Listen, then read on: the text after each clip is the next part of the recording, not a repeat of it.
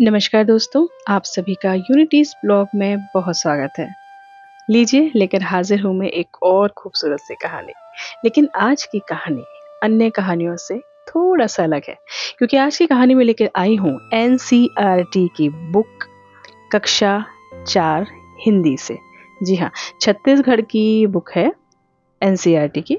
उसमें कहानी है कविता का कमाल। तो वो मैं आज आपको सुनाने वाली हूँ, तो मेरे साथ ज़रूर सुनिएगा। और हाँ, कोशिश कीजिएगा कि ये कहानी अपने बच्चों को ज़रूर सुनाए, स्पेशली जो 3rd, 4th, 5th क्लास में पढ़ते हो उन बच्चों को ज़रूर सुनाना।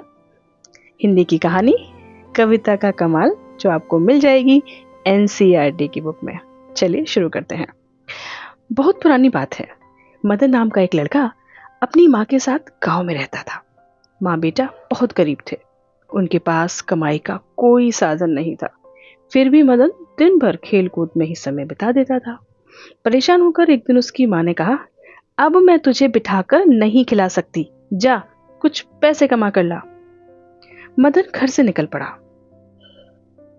वह गहरी सोच में डूबा था कि कैसे पैसे कमाए।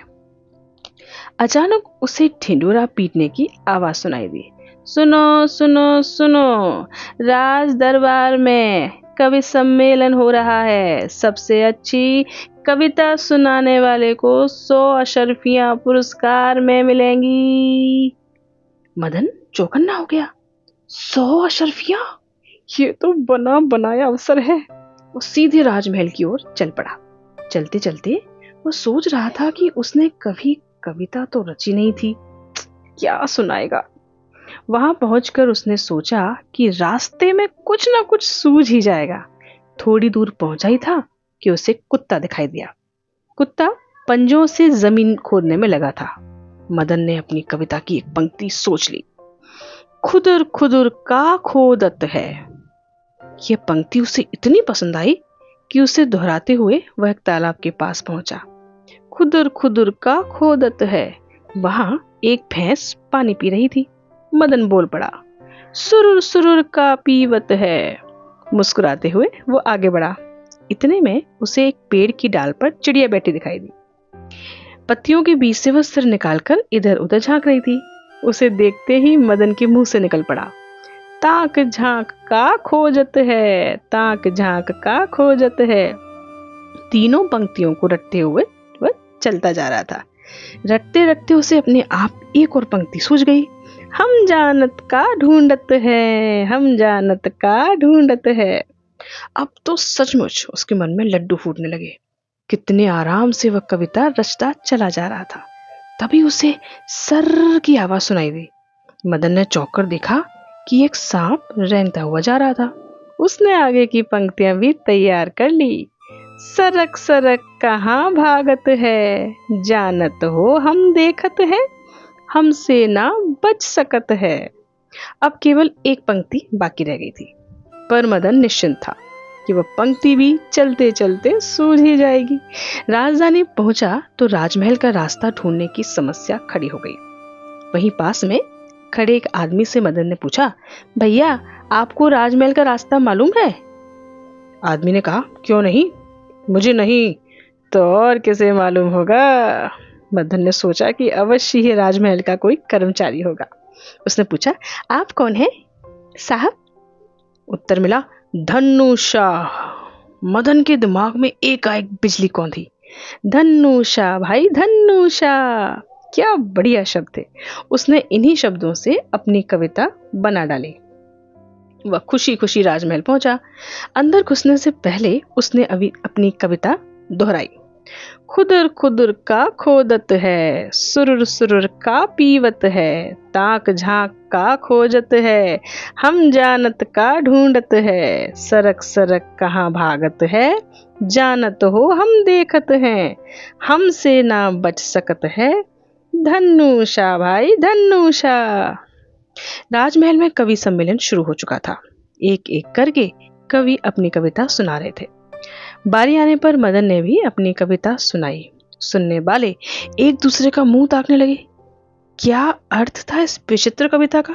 पर किसी ने भी यह नहीं दिखाया कि उसे कविता समझ में नहीं आई थी, क्योंकि कोई भी राजा के सामने मूर्ख नहीं दिखना चाहता था।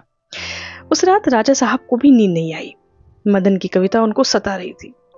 छज्जे पर खड़े होकर वे कविता दोहराने लगे।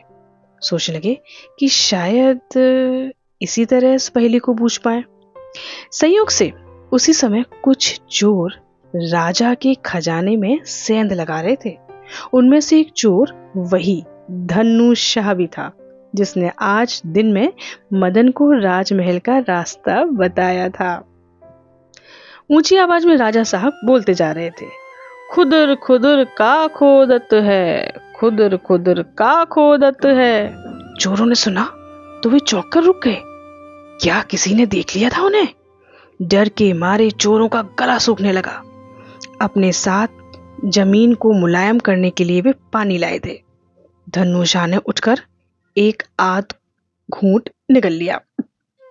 तभी राजा साहब बोले, सुरुर सुरुर का पीवत है, सुरुर सुरुर का पीवत है। चोरों को काटो तो खून नहीं। सहम कर इधर उधर झांकने लगे कि कोई पकड़ने तो नहीं आ रहा। राजा ने फिर कहा, ताक झांक का खोजत है, हम जानत का ढूंढत है। ताक झांक का खोजत है, हम जानत का ढूंढत है। ये सुनकर चोरों ने सोचा कि किसी तरह जान बचाकर भागा जाए। वे दबे पांव बाहर सरकने लगे, पर राजा की फिर आवाज आई, सरक सरक कहाँ भागत है, जानत हो हम देखत हैं, हमसे ना बच सकत है, धन्नू शाह भाई धन्नू शाह। धन्नू शाह की तो सांस वहीं रुक गई। उसने सोचा, अब कोई चारा नहीं, बस राजा साहब से दया की भीख मांग सकता हूँ। दौड़कर उसने राजा साहब के पैर पकड़ लिए और विनती करने लगा, क्षमा कर दीजिए महाराज, क्षमा कर दीजिए, मुझसे बहुत बड़ी भूल हो गई थी। अब मैं भूल कर भी ऐसा काम नहीं करूंगा। वैसे हमने कुछ लिया ही नहीं है, आपका खजाना सही सलामत है, आप चेक कर लीजिए। राजा साहब हक्के बक्के रह गए। उन्होंने तुरंत सिपाहियों को बुलाकर छानबीन करवाई तो पता चला कि उनका खजाना लुटते लुटते बच गया था। राजा साहब ने अगले दिन मदन को बुलवाया और शाबाशी देकर कहा, यह सब तुम्हारी कविता का कमाल है। मदन को सोने चांदी से माला माल कर दिया गया और मदन खुशी खुशी अपने गांव लौट आया। अब उसके पास अपने और अपनी माँ के खाने पीने के लिए पर्याप्त धन था। तो दोस्तों, कैसी लगी ये कहानी और ये अनोखी सी कविता? छत्तीसगढ़ की एनसीईआरटी की हिंदी की पुस्तक से मैंने ये कहानी आपको सुनाई, जिसका शीर्षक था कविता का कमाल। भाई मुझे तो ये कहानी बड़ी प्यारी लगी, तो मैंने सोचा कि क्यों ना आप सभी के साथ शेयर किया जाए। अगर आपके बच्चे भी 4th क्लास में पढ़ रहे हैं या 4th में आने वाले हैं, उन्हें ये कहानी ज़रूर सुनाइएगा, उनको डेफिनेटली मज़ा आने वाला है। आपको कैसी लगी मुझे कमेंट करके ज़रूर बताइएगा। मुझे आपके प्यारे प्यारे कमेंट का हमेशा से इंतज़ार रहता है। और हाँ, अगर आप मेरे चैनल पर नए हैं तो मुझे सब्सक्राइब करना मत भूलिएगा। मैं यहीं मिलूँगी यूनिटीज़ ब्लॉग में। और अगर आपको फ़नी कंटेंट पसंद है तो मेरी शॉर्ट्स वीडियो आपके लिए हाजिर है। चैनल पर विजिट कीजिए, कंटेंट अच्छे लगता है तो लाइक शेयर सब्सक्राइब करना मत भूलिएगा। मैं हूँ एकता यूनिटी, भारत के दिल, मध्य प्रदेश से। मुझे सुनते रहिएगा। Thank you.